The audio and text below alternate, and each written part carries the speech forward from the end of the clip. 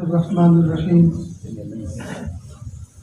अल्हम्दुलिल्लाहि व कफ़ा व सलामुन अला इबादिहिल्लज़ीना इस्तफ़ा अम्मा बअद अऊज़ु बिल्लाहि मिनश शैतानिर रजीम बिस्मिल्लाहिर रहमानिर रहीम उदउ इला सबील रब्बिका बिल हिकमति वल मौइज़तिल हसना सुब्हान रब्बिका रब्बिल इज़्ज़ति अम्मा यसिफून व सलामुन अलल मुरसलीन वल्हम्दुलिल्लाहि रब्बिल आलमीन अल्लाहुम्मा सल्लि अला सय्यिदिना मुहम्मद व अला आलि सय्यिदिना मुहम्मदिन व बारिक वसल्लिम अल्लाहुम्मा सल्लि अला सय्यिदिना मुहम्मद व अला आलि सय्यिदिना मुहम्मदिन व बारिक वसल्लिम अल्लाहुम्मा सल्लि अला सय्यिदिना मुहम्मद व अला आलि सय्यिदिना मुहम्मदिन व बारिक वसल्लिम।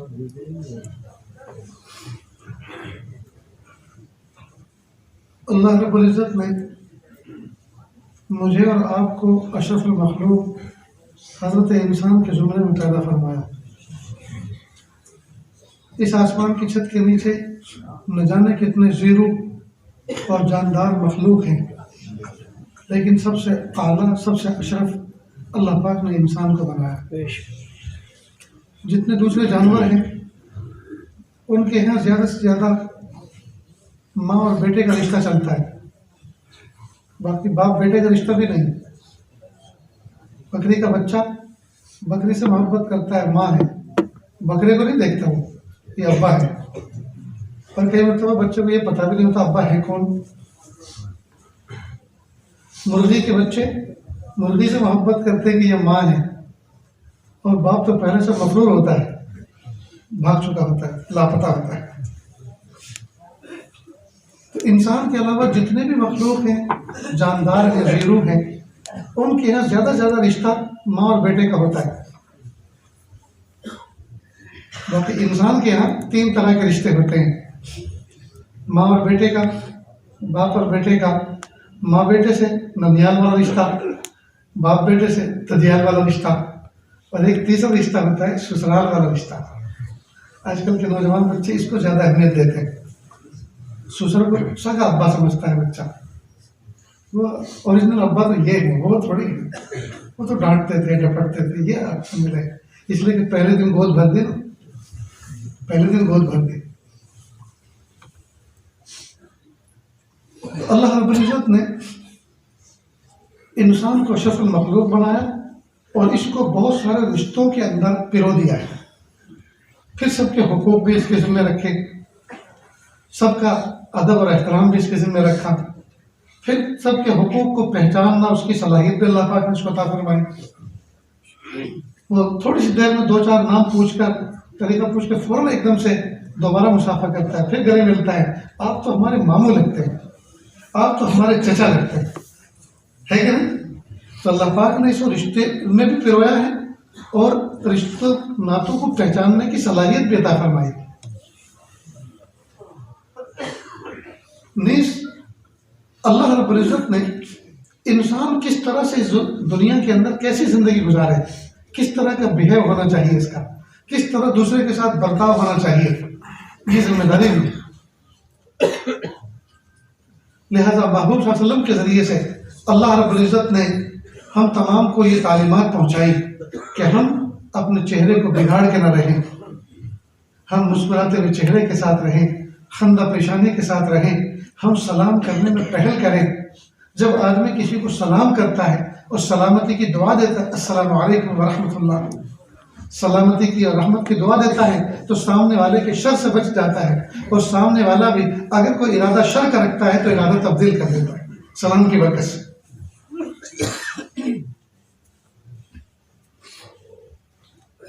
तो हम किसी के साथ बिहेव करें, बर्ताव करें तो किस तरह करें? किसी के साथ में हमें जी मुलाकात करनी है तो उसके साथ मुलाकात करते वक्त हमारी पेशानी कैसी होनी चाहिए?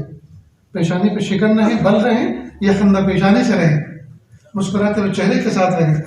ये तरीका इस्लाम ने हमें बताया।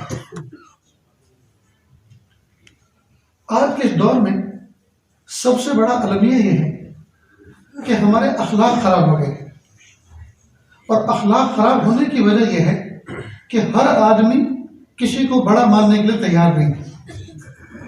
न उस्ताद को मानते हैं, न शेख को मानते हैं, न माँ को मानते हैं, न बाप को मानते हैं। मानते हैं तो अपने नफ्स को मानते हैं, सबसे बड़ा दुश्मन है। अपने नफ्स की मान ली।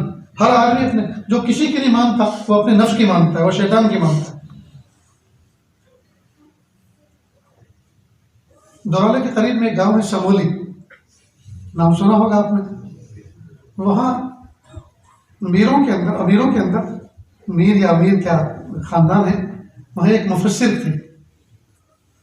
हमारे वालिद साहब मरहूम के दोस्त, शुगर फैक्ट्री दौराले में काम करते थे। मुझे शौक हुआ गुजरात पढ़ने जाने का। ये सन 84 से पहले की बात है। उससे पहले तकरीबन चंद महीने पहले हमें सरदने के अंदर कमरा महबान पे हज़रत कारी इब्राहिम साहब मरहूम रहमतुल्लाह अलैह का मदरसा था, उसमें रखा था पढ़ने के लिए। उस वक्त हमारे मकतब की तालीम अच्छी नहीं थी, इसलिए मकतब की तालीम के इतने छोटे थे। जब मगरिब की अजान होती थी तो वो उधर मुअज्जिन अजान देना शुरू करता था, हम रोना शुरू करते थे, और वो भी दौराले की तरफ मुँह करके। इसलिए मुझे बचपन से याद है कि परदेसी आदमी को मगरिब के अजान के वक्त वतन बहुत याद आता है। पता नहीं आप लोग ने कभी परदेसी का मजा चखा के नहीं चखा, परदेश में कभी रहे कि नहीं रहे। परदेश में जाकर देखो, उसकी भी एक खास कैफियत होती है।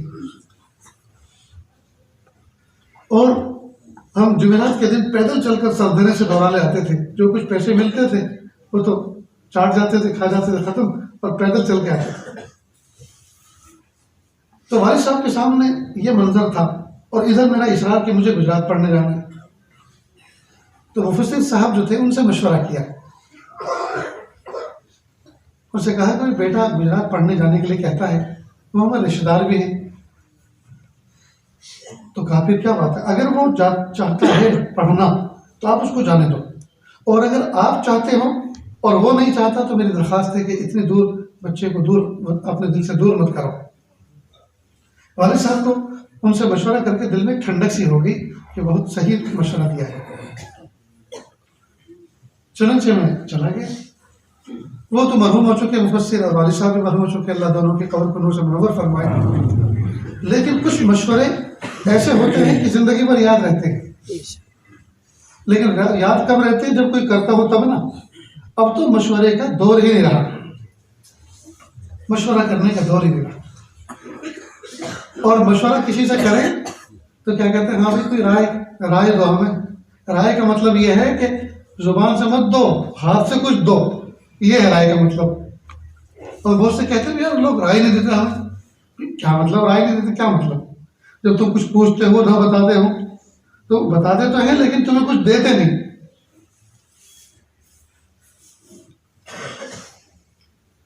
तो मशवरा करके काम करना, इसमें अल्लाह की रहमत होती है, बरकत होती है। जिससे मशवरा किया जाए वो मशवरे का अहल भी होना चाहिए।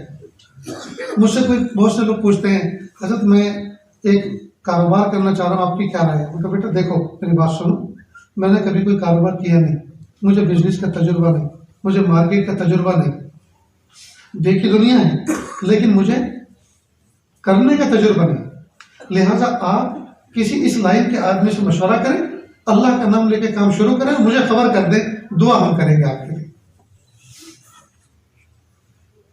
गुजरात में यादें जिस जगह रहता है, वहाँ पड़ोस में एक साहब ने मुझे कहा कि वो जो खुली जगह है घर के करीब में आपके, वहाँ मुझे एक बंगला बनाना है, तो मेरे पीर साहब आ रहे हैं और उनसे दुआ करवानी है, तो आप भी तशरीफ लाइएगा। बहुत अच्छा।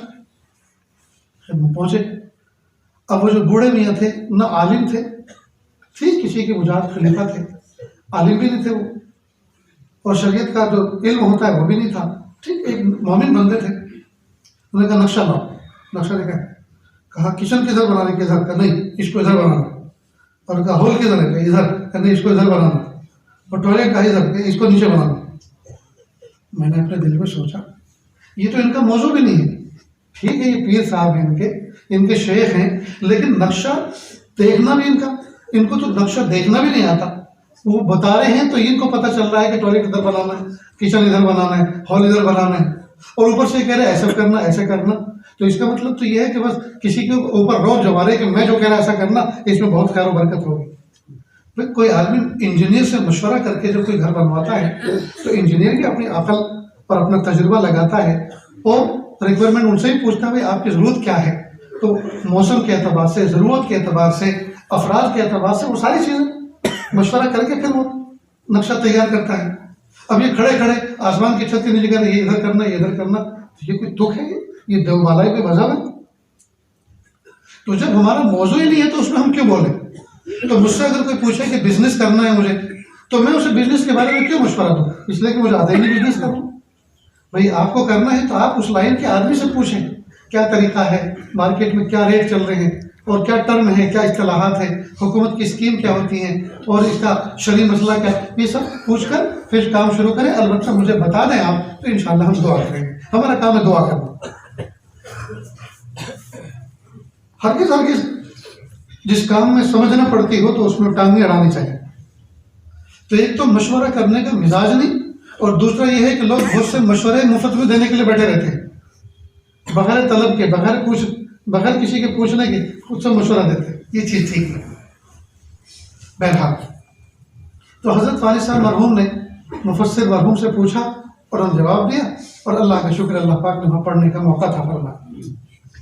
तो पहले लोग किसी से मशवरा करते थे, और मशवरा करने के बाद जब उनके दिल में ठंडक हो जाती थी फिर काम कर लेते थे, और यही शरीयत का हुक्म है। मशवरे का मतलब ये कि आदमी मशवरा करके अपने दिल को मुतमईन पाले। मखाब मन इस्तखारा व मा नदीम मन इस्तशारा। जिसने मशवरा किया वो कभी शर्मिंदा नहीं हुआ, और जिसने इस्तिखारा करके अल्लाह से खैर तलब करके दुआ मांग कर काम शुरू किया वो कभी नाकाम नहीं हुआ। ये पक्की बात है। और मशवरा भी आदमी हमेशा ऐसा दे, मशवरा भी ऐसा दे जी जिसमें अपना नफा सामने न रखे, सामने वाले का, जिसने मशवरा लिया उसका मशवरा नफा सामने रखे।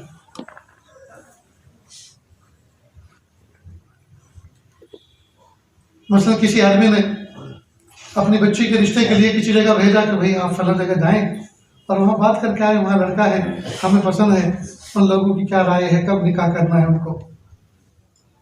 अब ये गया वहाँ जाकर कहा कि देख भाई सच्ची बात बता रहा हूँ, मुझे भेजा है फला आदमी ने, लेकिन वो आदमी बिल्कुल ठीक नहीं है, मेरा अलबत्ता लड़का मौजूद है, उसके साथ वो कर दिया काम खराब। ये खुद गर्जी आ गई। इस्लाम ने इस चीज़ को पसंद नहीं किया, इसमें बरकत नहीं, इसमें खैर नहीं। कई मरतबा न इधर का मामला रहता न उधर का रहता है, सारा काम ही खराब हो जाता है। बहरहाल आज के मुआशरे के अंदर एक तो यह कि बेटे बाप से मशवरा करने के लिए तैयार नहीं, बाप बच्चों को करीब बिठाने के लिए तैयार नहीं, और अपने पराए सारे के सारे एक जैसे हो गए। ये दोस्तों इस जमाने का बहुत बड़ा अलमिया है, बहुत बड़ा अलमिया। माँ बाप को चाहिए कि बच्चे जब इतने से होते हैं और समझदार होने शुरू होते हैं, उसी वक्त से उन पर कड़ी नजर रखें और उनकी तरबियत शुरू करें। जब वो धींग के धींग हो जाते हैं उसके बाद कहते हैं बच्चे बिगड़ गए, तो तुमने सुधारने की कोशिश कब की थी? तो बिगड़ नहीं थे, तो बिगड़ नहीं थी। भाई दूध उबाला, दूध गर्म करने के लिए रखा, और वो रखकर आप फोन पर तमाशा देखने के लिए बैठ गए, तब उबल गए, दूध उबल गया। वो तो उबलना ही था जब तुमने उसको संभालने की कोशिश नहीं की। दूध का मामला तो ऐसा, जब तक उस पर नजर रखोगे जी वहां तक उसकी हिफाजत हो सकेगी। जहां जरा से नजर हटी और दूध बाहर निकला। ठीक इसी तरह बच्चों की अगर हमें तरबियत करनी है तो होते के साथ ही जब वो समझदार होने शुरू हो वहीं से लगाम दें उनको, वहीं से लगाम दें। और जब बिगड़ जाते हैं तो फिर नहीं कानून आता मामला, फिर कानून नहीं आता। इसलिए दोस्तों हम अपने बच्चों की बेहतरीन तरबियत करें, बेहतरीन तरबियत करें उनको। और तरबियत से मुराद यही नहीं कि हर वक्त उनसे आप मुतालबा करते रहें, हाँ भाई नमाज पढ़े कि नहीं पढ़ी, बेवकूफ़ बेशरम नमाज नहीं पढ़ता, हराम का खाता है। ये तरबियत का अंदाज नहीं है, ये तरबियत का अंदाज। दूसरी बात, बच्चा कलम के लिए तड़प रहा है, अब वो कलम मेरे पास पैसे नहीं है, अपनी माँ से मांग। माँ कहती मैं कोई कमाने जाती हूँ बेटा, मेरे पास कहाँ है। अब वो बच्चा माँ से भी महरूम, बाप से भी महरूम, टूटे हुए दिल के साथ जाता है। अब उसको डर है कि टीचर कहीं मारना, पिटाई ना करे, डांटे नहीं, रुस्वा ना करे, बाहर धूप में खड़ा ना करे मसलन। तो वो कोशिश करता क्या करूँ, इज्जत भी बचानी है और ये भी नहीं कह सकता कि माँ बाप ने दिया नहीं, तो चोरी करेगा, वो किसी की चोरी कर लेगा। तो ये सिखाया किसने? ये सबब बना माँ बाप का मिसबिहेव, इनका गलत बर्ताव। देखो दोस्तों, ये बातें जो ये आजिज अपने दिल की गहराई से कह रहा है, आप दिल के कानों से सुने और अमल की नीयत से सुने, इंशाल्लाह नफा होगा। हम अपने बच्चों की बेहतरीन तरबियत करें, बेहतरीन खिलाएं, बेहतरीन पिलाएं, बेहतरीन पहनाएं, बेहतरीन उनकी तरबियत करें। इंशाल्लाह ये बच्चे दुनिया और आखिरत में हमारे लिए सुरखरुई का बाइस बनेंगे।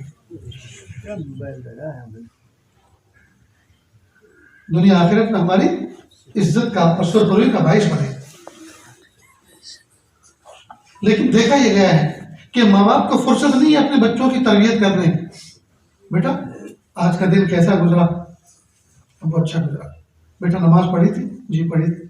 तकबीर औला के साथ पढ़ी थी कि नहीं? वो नमाज तो जमात निकल गई थी। क्या जमात निकल गई? कैसे निकल गई बेटा? तो कहा मैं गफलत में था। नहीं बेटा, गफलत नहीं करनी चाहिए।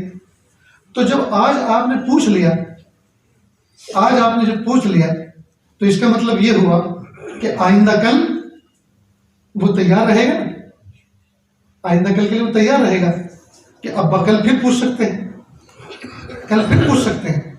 लिहाजा वो इस बात की कोशिश करेगा कि अब्बा चूंकि कल पूछ सकते हैं तो मुझे नमाज की फिक्र करनी।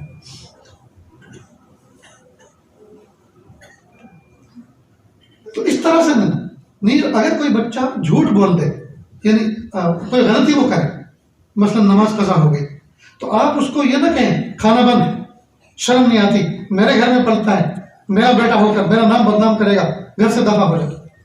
अब पहले दिन आप इतना फाइनल जजमेंट ले रहे हैं कि ये बच्चा ये अंदाज जो बच्चे को बिगाड़ देगा। जब उसने सच बोला है तो सच बोलने का इनाम उसको ये मिलना चाहिए कि उसको शाबाशी मिले। बेटा मेरा दिल खुश हो गया, तुम्हारी नमाज कज़ा हुई, इस पर तो मेरा दिल दुखी है, देखो इसका तो हल है कि आप नमाज की कज़ा कर लो। लेकिन खुश इस बात का हुआ कि तुमने बेटा जर्रा बराबर भी डर कर और खौफ खाकर तुमने झूठ से काम नहीं लिया, सच बोला बेटा, इससे मेरा दिल खुश हुआ। बेटा हमेशा सच बोलना, चाहे कुछ भी हो जाए। अब आप सच बोलने पर उसकी हिम्मत अफजाई करेंगे। आपने 500 का नोट तकिए के नीचे रखा और जानबूझ के रखा कि देखें बच्चों के अंदर माल चोरी करने और छुपाने का मिजाज है कि नहीं, और देखा कि गायब हो गया। कहें बेटा मैंने 500 का नोट यहाँ रखा था और घर में मेरे बच्चों के अलावा कोई भी यहाँ नहीं आता, मेरे बच्चों के अलावा यहाँ कोई भी नहीं आता, यकीनन आप ही में से किसी ने लिया है।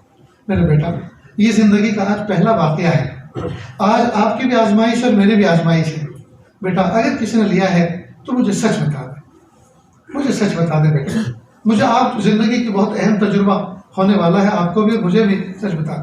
अब अगर कोई बच्चा सच बता देता है तो खूब शाबाशी दें, खूब शाबाशी दें, खूब हिम्मत अफजाई करें, ताकि दूसरों के सामने ये बात आ जाए कि सच बोलते हैं तो उस पर हिम्मत अफजाई करें। फिर क्या बेटा क्यों लिए थे आपने 500? जाहिर बात है कि इतने बड़े नोट की तो आपको जरूरत नहीं, कोई जरूरत तो होगी आपको, लेकिन इतने की तो नहीं होगी। ये तो इत्तेफाक से बना हुआ नोट था, अगर खुले हुए होते तो शायद आप 500 में से 50 रुपये उठाते, उतने में आपकी जरूरत पूरी हो जाती। 500 क्यों लिया?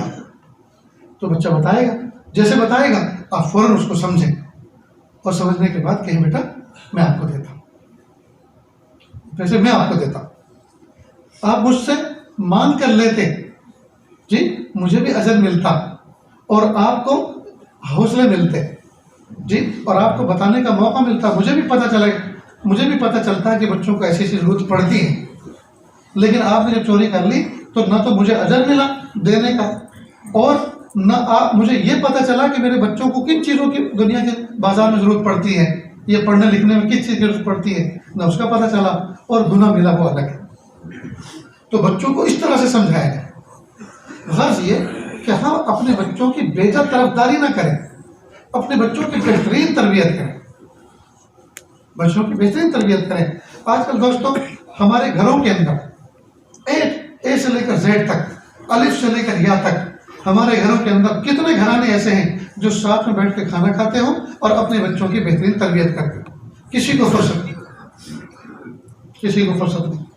बाप घर में आता है कमांडर बनकर आता है और चेहरे पे पेशानी पे शिकन डाल के जी, नीचे नजर करके कुछ सोचता रहता है, खाता रहता है, फोन देखता रहता है जी, और पानी भी मांगता है तो ऐसे धमकियां पानी ला।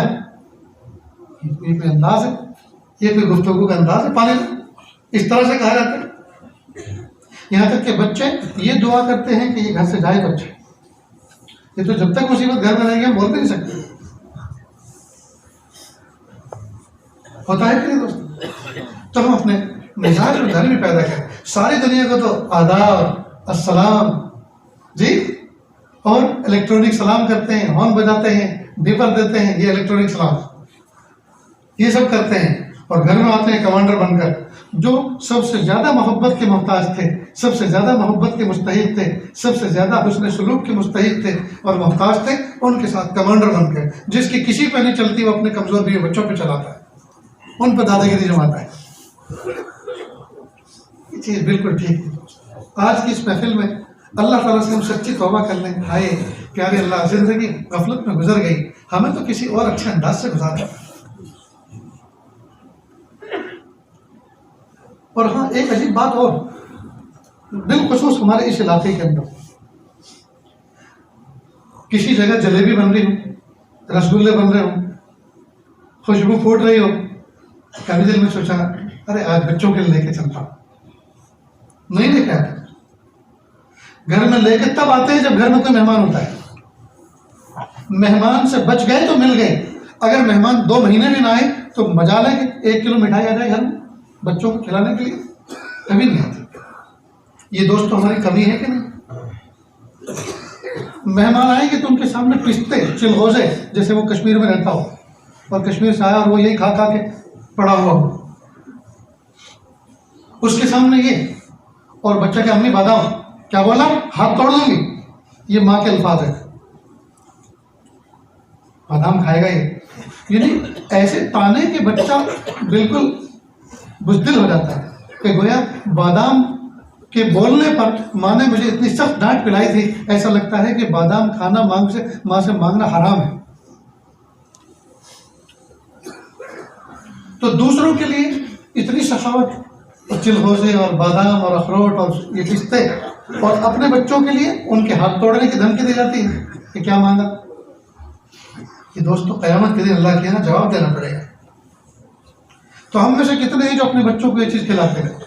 सर्दी का मौसम गुजर गया, ये कुछ है, ये मौका था खिलाने का अपने बच्चों को, ज़ाफ़रान से दूध पिलाने का ये मौका था,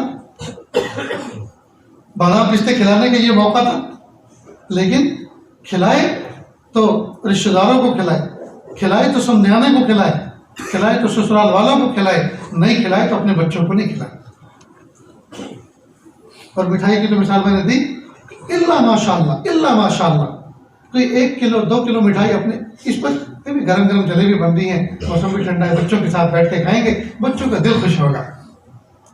जो आदमी अपने मासूम बच्चों के छोटे छोटे तमन्नाएं पूरी करके उनका दिल खुश करता है, अल्लाह ताला उस बंदे के छोटे छोटे अमलों से खुश हो जाता है। लेकिन इस तरफ हमारा जहन नहीं चलता दोस्तों।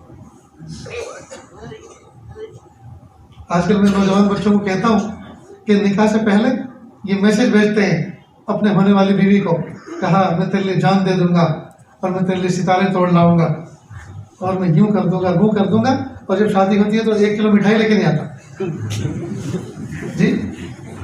यानी नामुमकिन बात तो करता था, सितारे, कोई सितारे तोड़ के ला सकता, लाया कोई आज तक? नामुमकिन बात तो करता है, और जो मुमकिन है, मिठाई लाना मुमकिन, समोसे लाना मुमकिन, रसगुल्ले लाना मुमकिन, जो मुमकिन है वो कभी नहीं करता। झूठ है सब।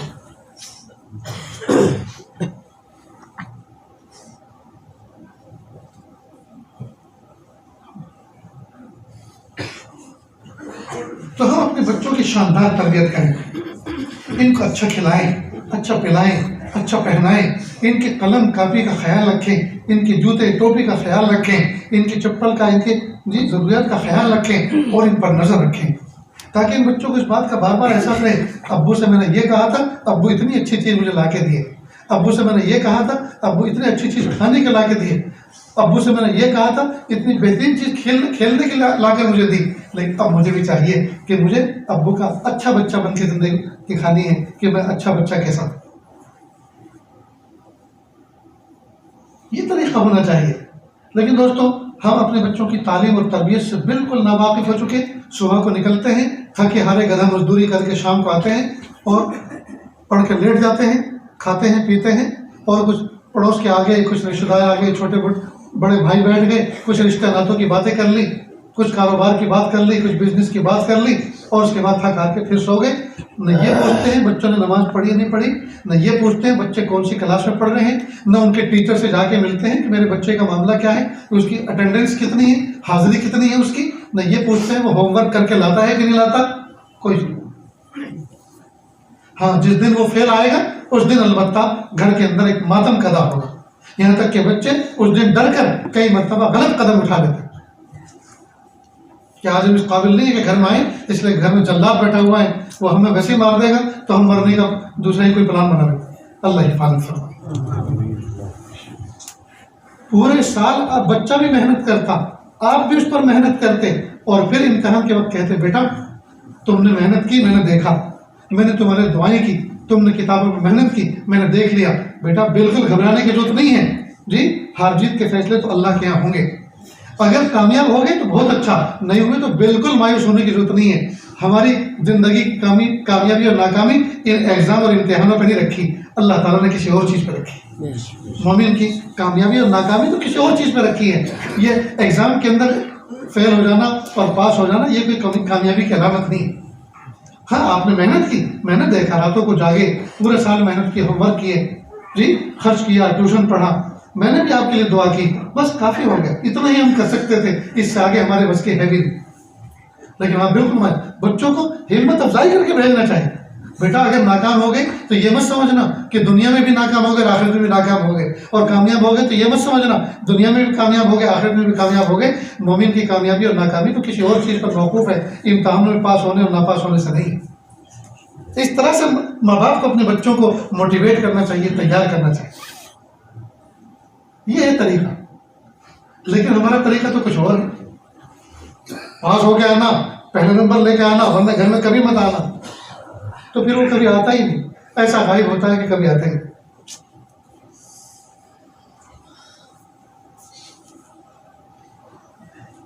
इसलिए मेहनत तो पहले दिन से करें। इसी तरह तरबियत भी, बच्चा जब छोटा सा हो, जब समझदार होना शुरू हो, उस वक्त से उसकी तरबियत होनी चाहिए, उसकी जुबान, अखलाक, वरना फिर बाद में तरबियत होती। पता है कैसी तरबियत होती?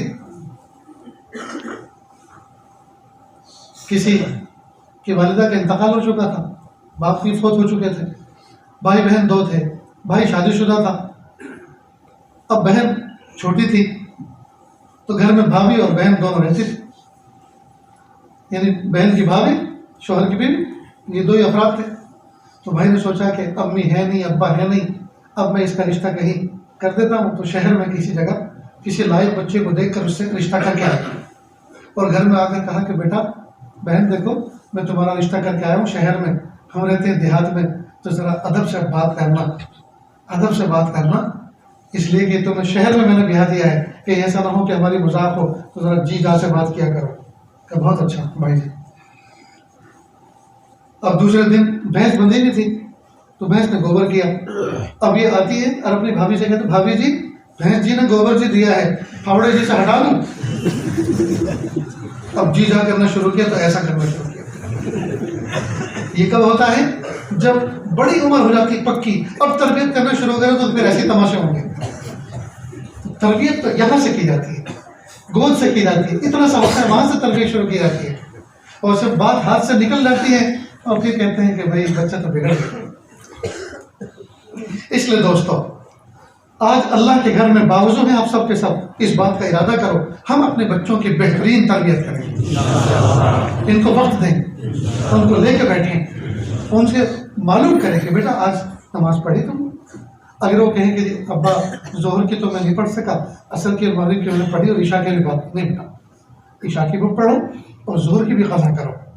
इस तरह ज़िंदगी में गुजारो, फिर बरकत आएगी कहाँ से?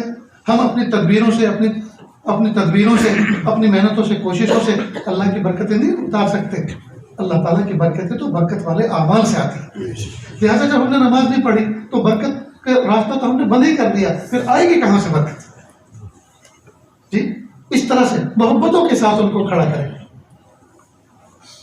नीज खाना इज्तिमाई दस्तरखान पे खाने की कोशिश करें।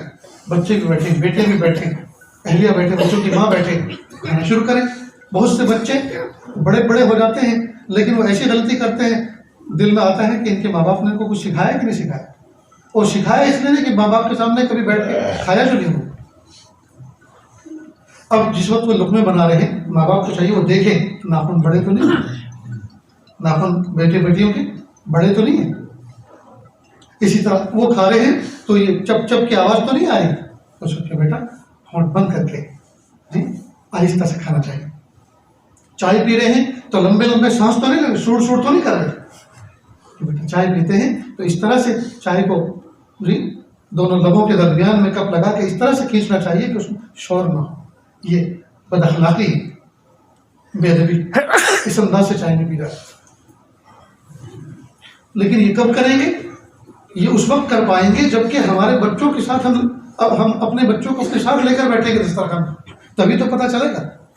अब एक बच्चा है और लुकमा बड़ा सा मुंह में रखा, आधा इधर लेगा आधा इधर लेगा, और दोनों तरफ से चबा रहा है और दोनों तरफ से गाल खोले हुए, तो उसको कहें बेटा छोटा लुकमा लो और एक तरफ से चबा।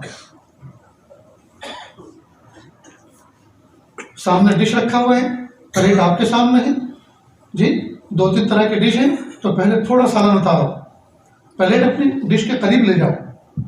ऐसा नहीं कि प्लेट अपने पास रखी है, डिश वहां से ला रहे हैं तो चमचा जो लेके चलोगे तो नीचे उसके सालन के कतरात टपकते आएंगे। हो सकता है बीच में सलाद है, कोई मीठी चीज़ है, कोई और दूसरी नमकीन चीज़ है, हो सकता है वो खराब। तो जो चीज़ आसान हो, अगर बाउल को डिश को अपने पास लाना आसान हो तो अपने पास उठा लो, वो अगर बड़ा है, वजनी है, भरा हुआ है तो अपनी प्लेट उसके करीब ले जाओ। अगर इस तरह से करो। दूसरा ये कि पहली मर्तबा में थोड़ा उतारो, चखो, रगबत हो, अच्छा लगे, पसंद आए तो और ले लो, किसने मना किया? ये आपने हिस्स में कहो हो इसमें तो तरी बहुत अच्छी जी, ये तो मुझे ही खाना पड़ेगा सारा का सारा, मैं दूसरे को मौका देना ही नहीं, और भर लिया और खाया तो पता चला कि ये तो कोई चीज़ ही कुछ और थी, समझे थे इसको नमकीन और निकला मीठा। तो होता है ऐसा। तो आदमी पहले अव्वल मरहले में अगर थोड़ा सा उतारे और उसके बाद खाना शुरू करे जी, और फिर रगबत हो तो फिर और उतार ले। फिर हर इलाके के अंदर कुछ न कुछ रिवाज अलग होते हैं। बाज़ इलाकों के अंदर सब्जी का अचार होता है, अब आपने सब्जी के अचार को सब्जी समझ के उतार ली और सब्जी की शाय निशान उतार ली तो क्या बनेगा? और देखने वाले उनके सामने क्या तस्वीर बनेगी? और आजकल तो व्हाट्सएप का ज़माना है, फोटो खींच के फौरन आम कर देंगे कि बड़े मियाँ ने अचार को सब्जी समझाई। तो ये तरबियत कब होगी? जब हम अपने बच्चों को अपने साथ दस्तरखान पर लेके बैठेंगे और उनको ये सब इन सब चीज़ों पर नज़र रखेंगे, तो इंशाअल्लाह ये बच्चे जब किसी के यहाँ मेहमान जाएंगे तो हमारी रुसवाई का बाइस नहीं बनेंगे, हमारी इज्जत अफजाई का बाइस बनेंगे कि माशाअल्लाह माँ बाप ने कितनी बेहतरीन तरबियत की। समझ रहे हैं दोस्तों? तो हम अपने बच्चों को अपना वक्त दें, उनकी बेहतरीन तरबियत करें। इसी तरह जो बच्ची पराए घर जाने वाली है, माँ को चाहिए लाड़ प्यार में उसको बिगाड़े नहीं, उसको जितना कुछ आता है वो सब का सब सिखाए। बेटी क्या कर रही हो? अम्मी आराम कर रही हो। बेटी रात इतनी लंबी थी तो आराम तो हो चुका होगा। कहाँ क्या काम है अम्मी? बेटा काम कुछ भी नहीं, मैं एक काम करने जा रही हूँ, तुम्हें मेरे साथ बैठना है, तुम देखो उसको, बस ये काम है और कुछ नहीं, तुम्हारे नफे की चीज़। अब बच्ची बैठेगी, मिसाल के तौर पर माँ जो है स्वेटर बुन रही है, उसकी बुनियाद डाल ली है, या माँ को अचार डाल ली है, तो अचार किस तरह से डाला जाता है ये साल में एक मरतबा डाला जाता है। तो उस दिन अगर वो सोती रहेगी तो फिर वो तो 1 साल के बाद फिर साल आएगा, अचार डालने का सीजन तो फिर 1 साल के बाद आएगा, फिर तो मौका मिलने वाला नहीं है। तो उसको उस दिन कुर्बानी देनी पड़ेगी, बेटा आराम बाद में कर लेना, आज ही काम करने जा रही हूँ, फिर 1 साल के बाद फिर 1 साल के लिए अचार डालना होगा। गरज ये कि माँ अपनी बच्चियों को लेकर बैठे, बाप अपने बच्चों को लेकर बैठे और अपनी ज़िंदगी के तजुर्बात सुनाएं, ईमानी एतबार से, अखलाकी एतबार से उनको बुलंदी की सीढ़ी चढ़ाए। उनको एक दौर था जब अपने माँ बाप अपने बच्चों की ऐसी तरबियत करते थे, जो देखता था उसका दिल खुश हो जाता। किताबों में एक वाक़या लिखा है, मदीना मुनव्वरा में एक ताबी थे, उनका नाम था फर्रुख नाम था। ऐलान हुआ मदीने में जिहाद का, एक इलाका फतह करना है, उस इलाके में दीन की दावत पहुंचानी है। कौन तैयार है? फर्रुख तैयार हो गए। नई शादी हुई थी, और शादी भी हुई। और अजीब बात यह है कि चंद ही महीने गुजरे थे अभी निकाह को, और बीवी उम्मीद से थी जी, बीवी उम्मीद से थी। अब इन्होंने अपनी तलवार और घोड़ा लिया और बीवी के हाथ में 30,000 दिरहम, 30,000 की थैली पकड़ा दी। कहाँ जा रहे हो? कब? मैं जा रहा हूँ अल्लाह के रास्ते में, अगर जिंदा रहा तो माल गनीमत के साथ इंशाल्लाह लौटूंगा, और अगर दुनिया से चला गया अल्लाह ताला तुम्हारी हिफाजत फरमाए। अल्लाह की शान, इतनी बड़ी बात। अब औरत जात, और वो भी बिल्कुल अकेली, घर के अंदर अकेली फर्द, और वो भी नई दुल्हन, चंद महीने हुए उसको घर में आए हुए। शौक तो बहुत गुजरा, लेकिन चूंकि अल्लाह का वास्ता दिया, अल्लाह के हवाले किया, एक मुबारक अमल पे जाने का इरादा जाहिर किया, तरबियत माँ बाप ने कर रखी थी, बातिन बना हुआ था, इजाज़त दे दी। अब उन्होंने कहा कि देखो, मैं अल्लाह से दुआ करती हूँ तुम लौट के जल्दी आना, इसलिए कि आपकी निशानी मेरे पास है। निशानी से मुराद जो उम्मीद थी, कहा तुझे और उस निशानी को मैं अल्लाह के हवाले करता हूँ। चले गए। अब इन्होंने यहाँ तक के इंतज़ार करते करते साल गुजर गए। एक दिन 2 दिन की बात नहीं है, साल गुजर गए। यहाँ तक के बच्चा भी जन्म ले लिया, बच्चा पैदा हुआ, बेटा पैदा हुआ, बच्चा बड़ा हो गया, लेकिन पढ़ने के काबिल हुआ तो इन्होंने उसकी तालीम का इंतज़ाम किया, बेहतरीन तरबियत की। फिर उस ज़माने के अंदर बड़े बड़े मुहद्दिसीन थे, उनके पास इनको छोड़ा और उनको हदीस का, फ़िक़्ह का दर्स दिया। अल्लाह की शान। एक दिन गर्मियों का मौसम था और चांदनी चटक रही थी, अंधेरी रात थी, मदीना मुनव्वरा में अंधेरी रात थी और चांदनी चमक रही थी। ये 30 साल पुराना मुसाफिर आया, 30 साल पुराना मुसाफिर आया, और तकरीबन ऐसी 60-70 साल उम्र हो चुकी थी जी। भांग भी सफ़ेद हो गई, दाढ़ी भी सफ़ेद हो गई। अब घोड़े के ऊपर अपनी तलवार और नेज़ा मयान लेकर जी आ रहा है अंदर, और कोशिश कर रहा है कि शायद मेरा घर इधर होगा, शायद मेरा घर इधर होगा, नहीं इस गली में होगा। ऐसे ढूंढते ढूंढते एक दरवाजे पर पहुंचा, दरवाजे पर पहुंचा और नेज़े की नोक से धक्का दिया, दरवाज़ा खुल गया और घोड़ा अंदर दाखिल हुआ। देखा कि एक नौजवान सहन में सोया हुआ है, फौरन खड़ा हुआ, ओ अल्लाह के दुश्मन, शर्म नहीं आती किसी अजनबी के घर में, मदीना मुनव्वरा की बस्ती में इस तरह से दाखिल हो रहे हो? यहाँ तक कि उस नौजवान ने दामन पकड़ के नीचे उतार लिया घोड़े से, और कुछ शोर हुआ, महल्ले के लोग भी आ गए। अब जो आदमी 30 साल पहले गया हो, बहुत सारे लोगों ने नहीं पहचाना, शायद जितने भी आए तो कोई पहचानता ही नहीं था। उन्होंने कहा भैया आप मुझे अल्लाह का दुश्मन मत कहो और मुझे चोर डाकू मत समझो, मैं अल्लाह के रास्ते का मेहमान हूँ। मैं गया था 30 साल के बाद वापस आया हूँ और मैंने इसको अपना घर समझा, आप मुझे समझाने की कोशिश करो जी। फर्रुख नाम के शख्स का क्या ये घर नहीं है? बस इतना सुनना था कि इसकी वालिदा बाला खाने के ऊपर सोई हुई थी, आँख खुली और जैसे उन्होंने नाम सुना फर्रुख का, फौरन नीचे आई, कहा बेटा बेटा बगलगीर हो जाओ, माफ़ी मांग लो, ये तुम्हारे अब्बू हैं, ये तुम्हारे अब्बू वापस लौटे। बच्चे ने माफ़ी मांगी, बगलगीर हुए, मुआनका किया जी, मुआनका किया। उसके बाद बच्चे की माँ तो उनको लेकर बालाखाने के ऊपर चली गई और बच्चा फिर चार पे सो गया जी। अल्लाह की शान। 30 साल की जुदाई, बातें जो छेड़ी, फजर की अजान हो गई। 30 साल की जुदाई थी, बातें जो छेड़ी, फजर की अजान हो गई। बच्चा तो उठ के पहले ही मस्जिद नबी जा चुका था। अल्लाह की शान। जिस वक्त वो नमाज के लिए निकले अपने घर से, तो अपनी बीवी से कहा कि देखो 4000 दिरहम मेरे पास हैं, 4000 मेरे पास हैं और 30,000 में तुम्हें देकर गया था, तो क्यों ना हम मिला के उसको जो है कुछ बचाए कि नहीं, कोई ज़मीन कोई बाग खरीद लें। तो कहा जाओ तुम पहले अपना काम करो, नमाज पढ़ के आओ, फिर बाद में बात करते हैं। अब ये मस्जिद में पहुंचे, इन्हें कुछ ताखिर हो गई। खैर नमाज अदा की, हुजूर साहब के रोजे पे सलाम किया। देखते क्या है, मिंबर रसूल सल्लल्लाहु अलैहि वसल्लम पर एक नौजवान शेख बैठा हुआ है और जब उसने क़ाल रसूलुल्लाह सल्लल्लाहु अलैहि वसल्लम हदीस पढ़नी शुरू की तो बूढ़े भी जवान भी चारों उनके इर्द गिर्द आ गए चिराग की रोशनी में, और उन्होंने कुछ कागज हाथ में कोई चीज़ थी उन पर लिखना शुरू किया और दर्स दे रहे थे। अब अंधेरा था और ये 60 साल के 70 साल के हो चुके थे। ये किसी बूढ़ी से पूछा, मन हाज़ा शाह, मन हाज़ा शेख, ये शेख कौन है? कहते ला तारीफ, आप पहचानते नहीं कि कौन है? क्या आप यहाँ मदीने के नहीं? कहते मदीने का हूँ, मेरा नाम फर्रुख है, मैं यही करने वाला हूँ, मैं जिहाद पे गया था, 30 साल के बाद वापस लौटा हूँ। कहा ये फर्रुख का बेटा रबीअतुर राय, ये फर्रुख का बेटा रबीअतुर राय, ये आपका बेटा है? क्या अच्छा मेरा बेटा है? आंख में आंसू आ गए, फौरन उठ कर आए और घर पहुंचे। बीवी ने देखा कि चेहरा जी आंसुओं से तरबतर है, क्या बात है, कोई तकलीफ तो नहीं आई, किसी ने कोई गलत मिसबिहेव तो नहीं कर डाला पहले दिन मुसाफिर?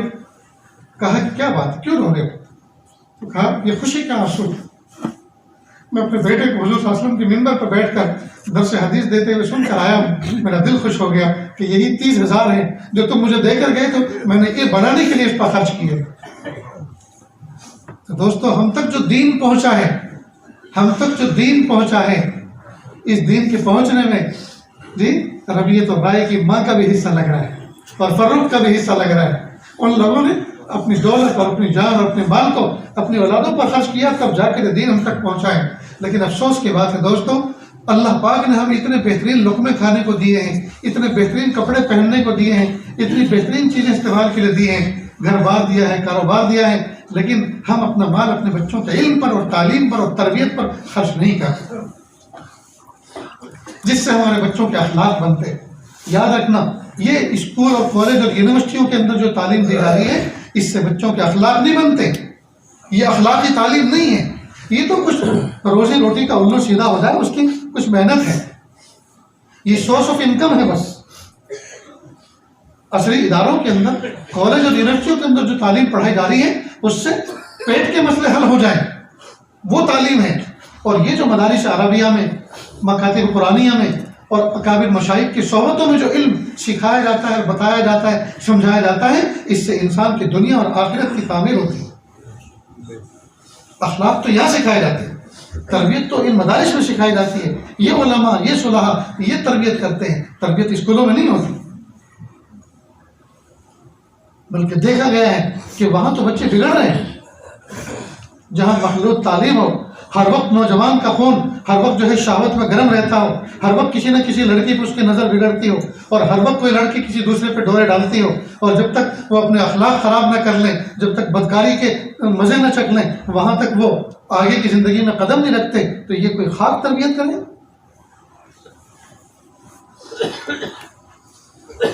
हम अपने बच्चों की बेहतरीन तरबियत करें और अपनी जान को, अपने माल को, अपने वक्त को अपने बच्चों के अखलाक और तरबियत करने पर खर्च करें। दोस्तों, अपने बच्चों को उलमा सुलहा की सोबत में भेजें। बेटा जाओ, फला बुजुर्ग हैं जी, तुम्हारे खाने का भी इंतजाम कर देता हूँ, रहने का भी इंतजाम कर देता हूँ, जिस वक्त को बुलाया करें उनकी मजलिस में जाकर बैठा करो, उनकी मजलिस में जाकर बैठो, उनकी बातें सुना करो। और बेटा हाँ, कलम और कापी ज़रूर लेकर जाना, जब उनकी बात ध्यान से सुनो और वहाँ से उठो तो फौरन उसके हिंट्स ज़रूर लिख लिया करना, कोई इशारे ज़रूर लिख लिया करना, ये तुम्हें ज़िंदगी में काम लगेगा। और माँ बाप की तरबियत न करने का नतीजा और उसका असर ये हो रहा है कि आजकल बड़ी बड़ी उम्र के लोग जो बुज़ुर्गों की महफिलों में जाते हैं, इल्ला माशाअल्लाह बहुत कम लोग वो होते हैं जो अपनी तरबियत के लिए, अपने बातिनी अखलाक को दुरुस्त करने के लिए जी इस नीयत से जाते हो, इस नीयत से नहीं जा रहे, इस नीयत से जा रहे हैं बच्चों के रिश्ते हो जाए, एक तो उनसे मुसाफा करेंगे, दूसरे उनसे दुआ करवाएं, कुछ कारोबार ठीक हो जाए, कुछ बच्चों के रिश्ते हो जाए जी, वो घर कुछ बन जाए, कुछ मुकदमा है उसमें जीत हो जाए, ये नीयतें लेकर बुजुर्गों के पास आया जाए, इसके अलावा और कोई नीयत इल्ला माशाअल्लाह बहुत कम ऐसे होते हैं, कुछ बात सुनेंगे, अल्लाह करे दिल पे आज निशाने पर लग जाए और वो बात ऐसी लग जाए कि मेरी ज़िंदगी संवर जाए, मेरा मुस्तकबिल संवर जाए, माजी पे मुझे तौबा की तौफीक नसीब हो जाए, ये नीयत लेकर तो बहुत कम अफराद है।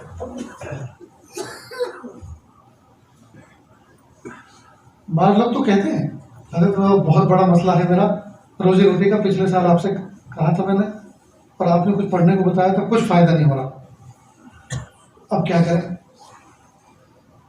या आपने जो कुछ मामूलात बताए थे पढ़ने के लिए वो तो हो नहीं रहा, अब क्या करूं, क्या पढ़ूं? मुझे जो पहली चीज पढ़ने को बताई थी वो नहीं पढ़ रहे, तो दूसरी जो बताएंगे वो क्या पढ़ोगे, उसकी क्या गारंटी? जाहिर बात है पढ़ने की वो भी थी, पढ़ने की ये भी है, जब वो नहीं पढ़ी तो ये क्या पढ़ोगे जो बताएंगे? जैसे एक आदमी किसी जगह दावत में गया और यहाँ तक बिरयानी खाई, अब उल्टे सीधे सांस आ रहे हैं, रास्ते में हकीम साहब की दुकान थी, कहा हकीम जी बहुत शानदार दावत थी, आज तो अगले पिछले सारे गुनाह माफ कर दिए उसके, जिसकी खाकर आया हूँ अगले पिछले उसके सारे गुनाह माफ करवा दिए, लेकिन मामला है बदहजमी तक का, इसलिए कोई चीज़ दो। अब उसने इतना सारा माजून दिया कि आधा अभी खा लेना, आधा रात को खा लेना निवाई पानी से। तो कहा हकीम जी इतना जो तुमने माजून दिया है खाने का, अगर इतना इसके खाने की जगह होती तो इतनी बिरयानी ना खा लेता। तो फिर अब क्या करना था, क्या इरादा है? कहा खाने की दवाई मत दो, मलने की दो, पेट के ऊपर मलने की, ऊपर से मल लो और शिफा हो जाए। तो यही हाल आजकल के मरीजों का है, वो भी शेख से कहते हैं हजरत वो जो पढ़ने को दिया था वो तो मैंने पढ़ा नहीं, वो पढ़ा जा रहा नहीं जी, अब जो है कोई और कुछ दे दो, कोई और क्या थे, वो भी तो पढ़ने का ही है। तो वो क्या यूँ कह रहा है कि तो फिर पढ़ने का छोड़ो, कुछ मलने का दे दो। तो भाई मलने का तेल कब तक इजाद हुआ नहीं है मेरे भाइयों। आप इतना कीमती वक्त लेकर आते हैं जी, ये आपका कमाल है, ये मेरा कमाल नहीं कि आप मेरा बयान सुनने आते हैं, ये आपका कमाल है कि अल्लाह पाक ने आपको एक तौफीक अता फरमाई कि दीन की महफिल में थोड़ी देर के लिए आप शरीक हुए, ये अल्लाह पाक ने आपके अंदर ख्याल रखी है। तो फिर अल्लाह से मांगे कि मेरे प्यारे अल्लाह, जब आपने हमें वक्त फारिग करके यहाँ पहुँचने की तौफीक अता फरमाई है कि अल्लाह जो बातें कही जा रही हैं, सुनाई जा रही हैं, सुन और सुनी जा रही हैं, कि अल्लाह इन पर अमल की तौफीक भी देगी। कितना कीमती वक्त आप लेकर आते हैं, डीजल फूक कर आते हैं, पेट्रोल जला कर आते हैं, महंगाई के दौर में अपने आराम को आगे पीछे करके आते हैं जी। और हो सकता है बहुत से कुछ ऐसा भी काम करते हो जो रात को उनको कारखाने में जागना पड़ता हो, सब कुछ ताला लगा के बंद करके आते हैं, ये आप लोगों की ये बड़ी सआदत की बात है। और इसके साथ आगे का काम ये करना है कि अल्लाह से ये भी मांगे मेरे प्यारे अल्लाह, जो बातें सुनाई जाएं और जो बातें आप अपने बंदे से कहलवा रहे हैं और हमें सुना रहे हैं, अल्लाह उन बातों पर अमल की तौफीक भी अता फरमा। तो हम अपने बच्चों की बेहतरीन तरबियत करें और अपना माल, अपनी सलाहियतें बच्चों पर खर्च करें। मिसाल के तौर पर आप सफ़र पे गए हुए हैं, ठीक है, अब आपने वहाँ से खिलौना लिया कि जब घर जाऊँगा तो खाली हाथ जाना अच्छा नहीं है, खिलौना लेकर चलता हूँ। तो जो खिलौना लेकर आए का बेटा, हम आपके लिए एक बहुत अच्छा खिलौना लेकर आए जी। अब आपने उनको दिखाया तो बच्चा खुश हुआ, बेटा कैसा है? अब वो बहुत अच्छा है। अब बेटा खिलौना तो अच्छा है, हम कैसे हैं? कि अब वो आप भी बहुत अच्छे हैं। तो फिर अब आप कब अच्छे बनोगे? ये खेलते कब तक रहोगे? आप ये पारा कब पूरा करके दिखाओगे? कुछ उससे कुछ आहद महादे करें, इसी के सहारे से कुछ मामला कर लें, तो अल्लाह की तरफ से उम्मीद है कि वो इस मामले का पास व लिहाज रख लेगा। और आप आइंदा पूछेंगे उससे, बेटा देखो हमने खिलौना ला के दिया, हमने कुछ इसके बाद कुछ और भी सोचा है, इसके बाद भी कुछ और ला के देना है, लेकिन आपको हमारी तमन्ना पूरी करनी होगी। इस महीने में आपको हमें इतना कुरान पाक पढ़ के दिखाना होगा। तो जाहिर बात है जब आपने उसका एम दे दिया, एक निशाना दे दिया कि ये टारगेट पूरा करके दिखाना है, तो अब वो बच्चा लगेगा ना, उसमें लगेगा। लेकिन ना तो हम उसको कोई निशाना दे रहे हैं, न कोई टारगेट बता रहे हैं, न कोई टास्क बता रहे हैं कि बेटा ये हल करना है, तुम्हें यहाँ तक पहुँचना है। हम अपनी मस्त रस्म रिवाज से हमें फुर्सत नहीं है। शादी ब्याह के इन इलाकों के अंदर जो मशवरे होते, एक एक महीने पहले दिमाग खराब करना शुरू करते, एक एक महीने पहले। कोई पुरानी रीत है, 10 आदमी कपड़ा खरीदने जा रहे हैं, 12 आदमी जेवर खरीदने जा रहे हैं, और 13 आदमी कुछ और लेने जा रहे हैं, और 14 आदमी कुछ और लेने जा रहे हैं। क्या तमाशे हैं। और लोग इतने बड़े बड़े मुंह बना लेते हैं कि कपड़ा लेने गया तो उस दिन पूछा था, यानी हम इस दायरे से कब निकलेंगे, कब निकलेंगे? तो बुलंद अखलाक वाले लोगों की और बड़े किरदार वाले लोगों की ज़िंदगी गुजारने का ये ढंग नहीं होता, उनका अंदाज कुछ और होता है। दोस्तों, इसका खास ख्याल रखें, रस्म रिवाज को ज़ीरो करें, अपने बच्चों के अखलाक को अपने बच्चों के किरदार को बढ़ाएं, उनकी बेहतरीन तरबियत करें और ख़ुद भी दोस्तों खुद भी अपनी ज़िंदगी में तब्दीली लाएं। ज़िंदगी के दिन बहुत कुछ गुजर गए, अब नहीं पता कितने बचे हैं, जो गुजर गए वो ज़्यादा थे, जो बचे हैं वो ज़्यादा है, कुछ नहीं कह सकते।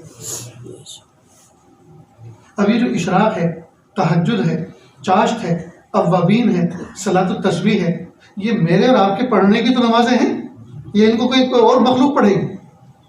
इनको पढ़ने के लिए फरिश्ते आएंगे?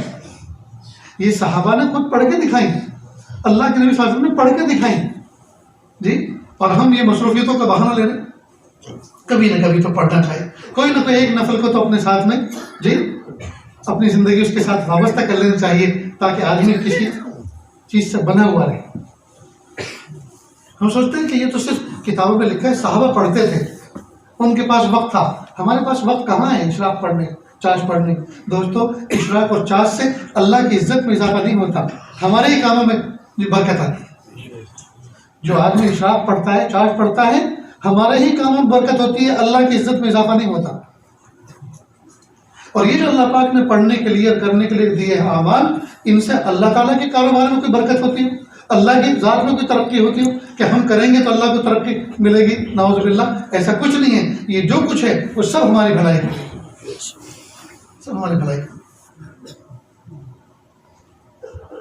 तो हम अपने अखलाक को अच्छा करें, अपने किरदार को अच्छा करें, जो बातें कही जाएं उनको दिल ज़हन नशी करें और ये इरादे करें कि इंशाअल्लाह जो बातें बताई गई उस पर हम अमल करेंगे। नमाजों की पाबंदी करें दोस्तों, कुरान पाक की तिलावत की पाबंदी करें, जिक्र अस्कार की पाबंदी करें। देखो, दुरूद शरीफ के बारे में एक बात बताता हूँ। कुरान पाक में अल्लाह पाक ने फरमाया, इन्नल्लाह व मलाइकतहू युसल्लूना अलन नबी या अय्युहल्लज़ीना आमनू सल्लू अलैहि व सल्लिमू तस्लीमा। ठीक, बेशक अल्लाह ताला और अल्लाह के फरिश्ते अपने महबूब सल्लल्लाहु अलैहि वसल्लम पर दरूद भेजते हैं। अल्लाह ताला किसी अमल के मुकल्लफ नहीं है, लेकिन दरूद एक ऐसा अमल है जो अल्लाह भी करते हैं। इन्नल्लाह व मलाइकतहू युसल्लूना अलन नबी, बेशक अल्लाह ताला और अल्लाह के फरिश्ते दरूद भेजते हैं अपने नबी पर जी। या अय्युहल्लज़ीना आमनू, ए ईमान वालो, सल्लु अलैहि व सल्लिमू तस्लीमा, ए ईमान वालो तुम भी दरूद भेजो। मालूम हुआ, जिस वक्त हम दरूद पढ़ेंगे तो गोया हम वो अमल करेंगे जो अल्लाह भी फरमाए और फरिश्ते भी कर रहे हैं। तो कितनी बड़ी मुनासबत है। एक बात। दूसरी बात, जब कोई मोमिन बंदा दुरूद शरीफ पढ़ता है तो अल्लाह ताला 10 रहमतें उस पर नाजिल फरमाते हैं। अल्लाहुम्मा सल्लि अला सय्यिदिना मुहम्मद व अला आलि सय्यिदिना मुहम्मद व बारिक वसल्लिम। ये हमने एक मतलब दुरूद शरीफ पढ़ा, 10 रहमतें अल्लाह की तरफ से आई। रहमत उस पर आती है जो अल्लाह का महबूब होता है, जो मबगूज़ होता है उस पर नहीं आती। मालूम हुआ, दुरूद शरीफ पढ़ने वाला अल्लाह का महबूब बनता है। दूसरी बात, जब मोमिन बंदा दुरूद शरीफ पढ़ता है अल्लाह के नबी सल्लल्लाहु अलैहि वसल्लम पर, तो अगर मस्जिद नबी में हुजूर के रोज़े की जाली के सामने खड़े होकर सलाम पढ़ता है, अस्सलातु वस्सलामु अलैका या रसूल अल्लाह, वहाँ दुरूद पढ़ता है, सलाम पढ़ता है, तो अल्लाह के महबूब सल्लल्लाहु अलैहि वसल्लम बराह रास्त खुद सुनते हैं। लेकिन जब हम अपने वतनों से दुरूद भेजते हैं तो अल्लाह पाक ने स्पेशल उसके लिए फरिश्ते बनाए जो स्पेशल डाक लेके जाते हैं और जाके कहते हैं अल्लाह के नबी सल्लल्लाहु अलैहि वसल्लम जी, आपके फला उम्मती ने फला इब्ने फला ने आपको दुरूद भेजा, वालिद के नाम के साथ फला इब्ने फला ने आपको ये दुरूद का तोहफा भेजा। तो जब हम यहाँ से दुरूद शरीफ भेजते हैं, फरिश्ता पहुँचाता है। अल्लाह के महबूब सल्लल्लाहु अलैहि वसल्लम की आदत शरीफा थी कि आप सल्लल्लाहु अलैहि वसल्लम को जब कोई हदिया पेश करता तो अल्लाह के महबूब सल्लल्लाहु अलैहि वसल्लम बेहतरीन रिप्लाई उसका देते, बेहतरीन जवाब देते, यानी उससे अच्छा तोहफा पेश करते।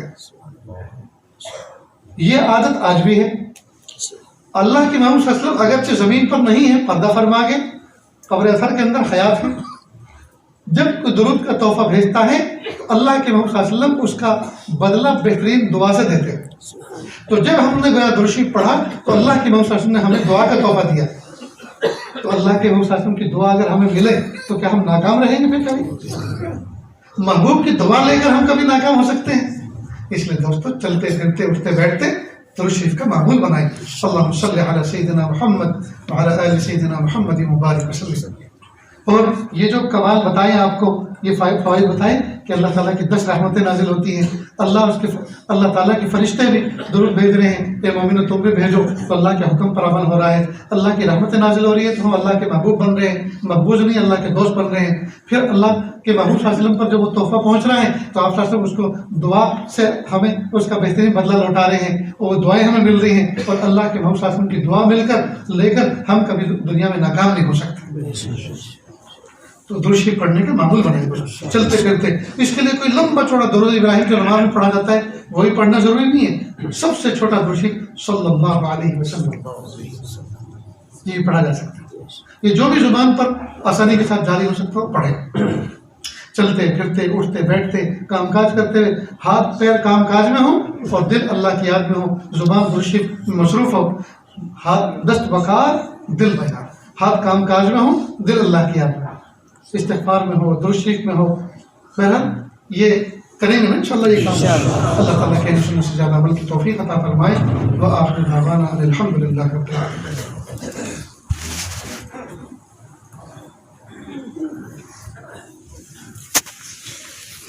कर ले, आंखों को बंद कर ले, सर को झुका ले। दुनिया और दुनिया में जो कुछ है उससे हट कट के अल्लाह की याद में डूब जाए। नियत करें अल्लाह की रहमत आ रही है, मेरे दिल में समा रही है, मेरे दिल से गुनाहों की ज़ुल्मत से यही दूर हो रही है। मेरा दिल कह रहा है अल्लाह अल्लाह अल्लाह।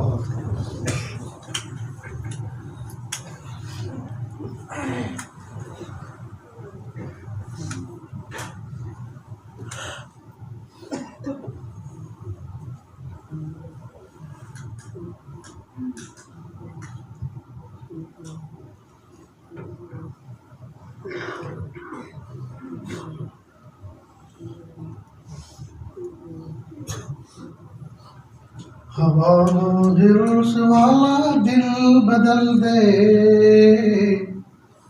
मेरा गफलत में डूबा दिल बदल दे। हिर्स वाला दिल बदल दे, मेरा गफलत में डूबा दिल बदल दे। बदल दे दिल की दुनिया, दिल बदल दे, बदल दे मेरा रास्ता, दिल बदल दे। गुनहगारी में कब तक उम्र काटूं, खुदाया फजल फरमा दिल बदल दे। सुनो मैं नाम तेरा धड़कनों में, मजा आ जाए मौला दिल बदल दे। तेरा हो जाऊं इतनी आरज़ू है, बना ले अपना बंदा दिल बदल दे। पड़ा हूँ दरों पे तेरे दिल शिकस्ता, रहूं क्यों दिल शिकस्ता दिल बदल दे। पड़ा हूँ दरों पे तेरे दिल शिकस्ता,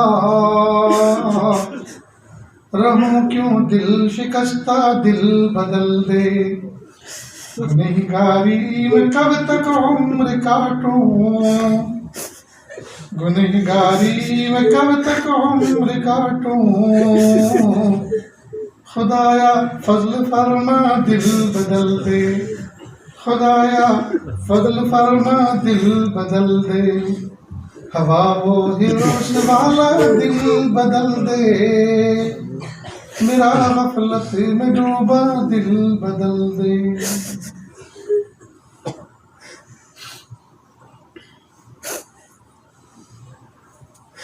बिस्मिल्लाहिर्रहमानिर्रहीम। सुब्हानल मलिकिल आलिल वहाब। हाथ उठाने से दुआ कर लें।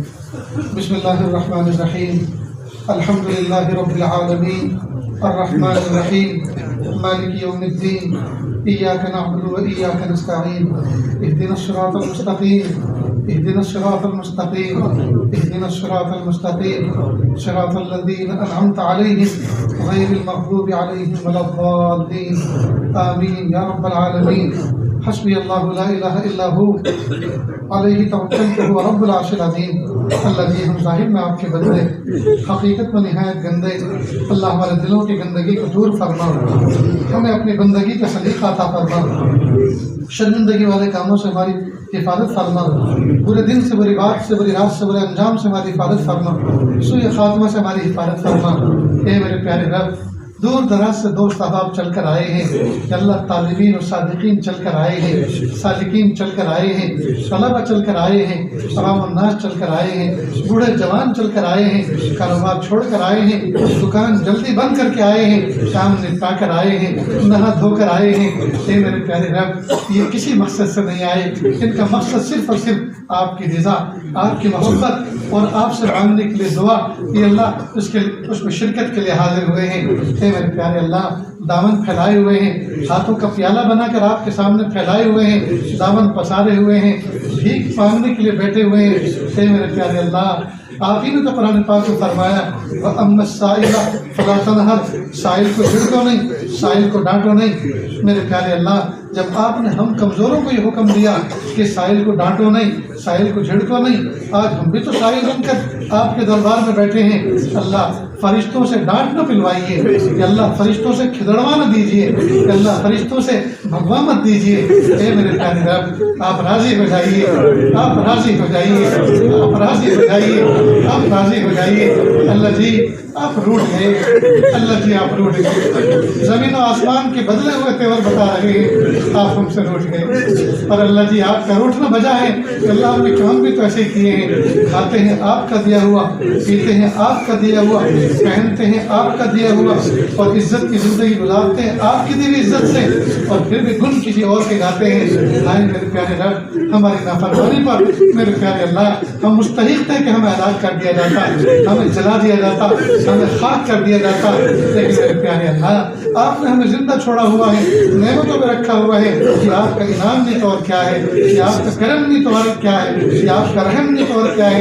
अल्लाह जी आज पिछले सारे गुनाहों से हम आपसे सच्ची तौबा करते हैं। अल्लाह जी माफ़ कर दीजिए, माफ़ कर दीजिए अल्लाह, माफ़ कर दीजिए, माफ़ कर दीजिए अल्लाह, माफ़ कर दीजिए अल्लाह। अल्लाह ये नौजवान बच्चे खूब जैसी जवानी लेकर बैठे हुए, अल्लाह ये इंटरनेट के डसे हुए, ये व्हाट्सएप के डसे हुए, ये यूट्यूब के डसे हुए, ये फेसबुक के डसे हुए, ये इंस्टाग्राम के डसे हुए, मेरे प्यारे रब, आज इन बच्चों को अपना गर्म खून रखने के बावजूद आज अपने किए हुए पे नदामत और शर्मिंदगी है। हाय मेरे प्यारे रब, कीमती जवानी ज़ाये कर दी, कीमती जवानी ज़ाये कर दी, माँ बाप से कीमती दिया हुआ पैसा इंटरनेट में और तमाशों में ज़ाये कर दिया। हाय मेरे प्यारे रब, माफ़ कर दीजिए, माफ़ कर दीजिए, माफ़ कर दीजिए, माफ़ कर दीजिए, माफ़ कर दीजिए, माफ़ कर दीजिए, माफ़ कर दीजिए। माफ़ नहीं करना चाहते फिर भी माफ़ कर दीजिए, फिर भी माफ़ कर दीजिए, फिर भी माफ़ कर दीजिए। अल्लाह हमें ऐसा बना दीजिए, प्यारे नबी सल्लल्लाहु अलैहि वसल्लम जिस तरह से ज़िंदगी गुजारने का हुक्म देकर गए, जिस तरह ज़िंदगी का नमूना पेश करके गए, जिस तरह सहाबा किराम ने ज़िंदगी गुजारने का, कामयाब ज़िंदगी गुजारने का गुर महमूद सल्लल्लाहु अलैहि वसल्लम से सीखा और उम्मत को सिखाया। अल्लाह जी उसी गुर के मुताबिक ज़िंदगी गुजारने का गुर अता फरमा, उसी गुर के मुताबिक ज़िंदगी गुजारने का ढंग अता फरमा, सलीका अता फरमा। अल्लाह रस्म रिवाज की नफरत दिल में डाल दीजिए, रस्म रिवाज की नफरत दिल में डाल दीजिए, रस्म रिवाज की नफरत दिल में डाल दीजिए। अल्लाह इज्जतों के साथ ज़िंदगी गुजारने की तौफीक अता फरमा दीजिए। अल्लाह हमें ऐसी ज़िंदगी गुजारने की तौफीक अता फरमा कि आपको पसंद आ जाए, आपके प्यारे महबूब हाथों को पसंद आ जाए। अल्लाह ऐसी ज़िंदगी गुजारने की तौफीक अता फरमा कि अल्लाह इस महफिल में न जाने कितने दुखियारे, न जाने कितने गम के मारे बैठे हुए हैं कि अल्लाह सबके दिलों के अंदर कुछ तमन्नाएं हैं, कुछ मुरादे हैं, कुछ इरादे हैं कि अल्लाह मखलूक के सामने कह भी नहीं सकते और दिल में रख कर सह भी नहीं सकते। आप दिल के हालात से वाकिफ़ हैं, दिल के इरादों मुरादों से वाकिफ़ हैं कि अल्लाह सबकी दिली जायज़ नेक तमन्नाएं पूरी फरमा, रिज़्क़ हलाल अता फरमा, सिद्क़ के मकाल अता फरमा। कि अल्लाह बच्चे बच्चियाँ जो जवान घर में बैठी हुई हैं उनको नेक सारे जोड़े और रिश्ते अता फरमा। साथ की सुन्नत और शरीयत के मुताबिक निकाह करना आसान फरमा। रस्म रिवाज की नफरत को दिल में ऐसा बिठा दीजिए जिसे मरे हुए कुत्ते और खिंजीर की नफरत दिल में बैठी हुई है, अल्लाह रस्म रिवाज की ऐसी नफरत दिल में बिठा दीजिए। मेरे प्यारे अल्लाह, रिज़्क़ हलाल अता फरमा, थोड़ी मेहनत में ज़्यादा रोज़ी अता फरमा। अल्लाह जो रोज़ी मिले अल्लाह उसको आपके दीन के तकाज़ों के मुताबिक खर्च करने की तौफीक अता फरमा। जिनके हुकूक हैं उनको हुकूक अदा करने की तौफीक अता फरमा, और ज़िंदगी अल्लाह आपकी मर्ज़ी के मुताबिक गुजारने की तौफीक अता फरमा। अल्लाह हम सबको ऐसा बना दीजिए हम आपको पसंद आ जाएँ। मेरे प्यारे अल्लाह, आज जुमेरात का दिन है। हमारे बहुत से इलाकों में जुमेरात के दिन फ़कीर आते हैं और सदा लगाते हैं, जुमेरात भली मुराद दे दो अल्लाह के नाम पर। अल्लाह का बंदा आपके दरबार में आया है, आपके दरवाजे पर आया है। तो छोटे छोटे बच्चे दौड़ के जाते हैं, कहते अम्मी दे दो, कुछ दे दो। ये वही फ़कीर है जो सिर्फ जुमेरात के दिन आता है। अल्लाह जी, जुमेराती फ़कीर कभी महरूम नहीं लौटा करता, जुमेराती फ़कीर की झोली भर जाया करती है। अल्लाह हम भी तो जुमेराती फ़कीर है, अल्लाह हम भी तो जुमेरात के दिन आपसे सवाल कर रहे हैं। अल्लाह जी लाज रख लीजिए ना, अल्लाह जी लाज रख लीजिए, अल्लाह जी लाज रख लीजिए। मेरे प्यारे अल्लाह, रात अंधेरी हो चुकी है। अल्लाह न जाने कितनी फैमिलीज और कितने खानदान वाले तो सो चुके होंगे। मेरे प्यारे अल्लाह, रात अंधेरी हो चुकी, अल्लाह रात गहरी हो चुकी।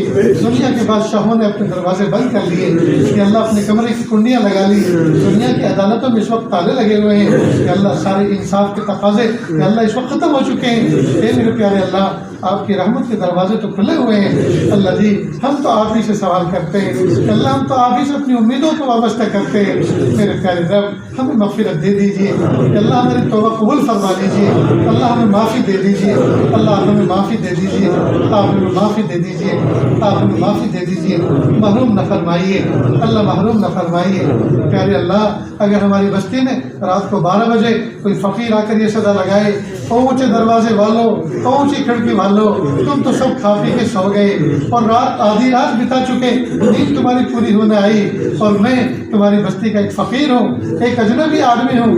मुझे भूख लगी है, तुम्हारे बस अड्डे पे पड़ा हुआ था, भूख की वजह से मेरी आंतें लिपट रही हैं, मुझे भूख की वजह से नींद नहीं आ रही। अल्लाह के लिए आधी रोटी का टुकड़ा और 1 चम्मच सालन दे दो ताकि मैं भी खा के पानी पी के सो जाऊँ, मुझे भी सुकून की नींद आ जाए।